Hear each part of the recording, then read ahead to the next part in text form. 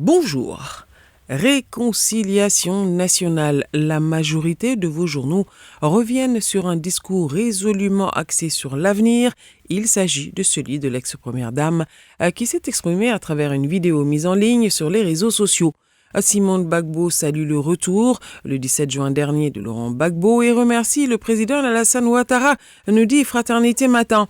Un retour possible grâce à son accord, enchérit le jour plus. Elle plaide pour des actes supplémentaires en faveur de la réconciliation nationale, poursuit le Nouveau Réveil, des remerciements officiels attendus depuis le 17 juin.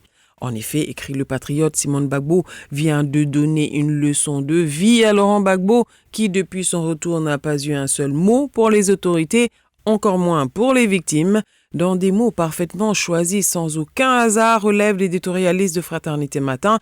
Elle dit tout ce que Laurent Gbagbo aurait dû dire et n'a pas encore dit.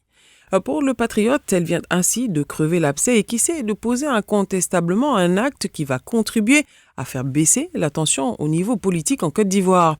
Ce qui fait dire à l'essor, je cite, que Simone sort de sa réserve, lui rappelant que ce retour a été le fruit d'un accord. Soir Info y voit un message de résistance, mais surtout un positionnement, une réaffirmation de sa position politique au sein de son parti, rajoute l'expression.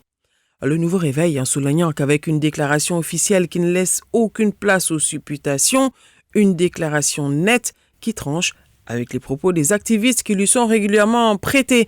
Le Nouveau Réveil d'en conclure qu'elle dribble avec tous ceux qui voulaient la voir dans une position d'affrontement avec Laurent Gbagbo. Elle mélange les calculs de ceux qui voulaient exploiter cette situation pour mettre à mal le parti. En un mot, elle redistribue les cartes. Pour le quotidien L'Héritage, revenant sur cet appel de Simone Gbagbo à soutenir, je cite, le rêve d'une nation véritablement réconciliée, hors des ethnies ou des obédiences politiques, sans aucune place à l'amertume, à la rancune, à la douleur, à la déception, à la colère. Tout ceci est une vraie leçon de maturité.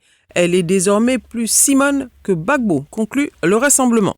Actualité toujours, 4 mois après le décès de l'ex-premier ministre ivoirien et maire de la commune d'Abobo. Son successeur à la tête de la mairie est désormais connu, nous dit le patriote.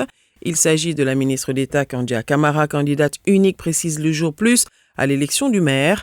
Elle a été désignée de facto, nous dit le rassemblement, maire de la commune d'Abobo au cours d'une réunion interne qui a vu la présence des délégués du RHDP avec à leur tête le directeur exécutif, précise l'expression. Autre information largement relayée pour être ensuite largement commentée, il s'agit des résultats du BEPC 2021 avec un taux de réussite de 41% contre 53% en 2020, donc un recul de 11 points.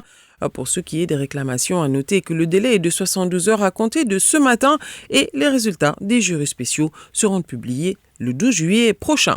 Enfin, terminons avec cette note santé et ces 7,8 millions de doses de vaccins contre le Covid-19 qui sont annoncées pour très bientôt en Côte d'Ivoire. Et c'est Fraternité Matin, le patriote qui donne l'information. Il s'agit, précisent les journaux, d'une partie des 420 millions de doses de tout type mises à la disposition de l'Union africaine par Afrimex Bank. À vos journaux et bonne lecture. Radio de la paix. Se parler, s'écouter, se comprendre.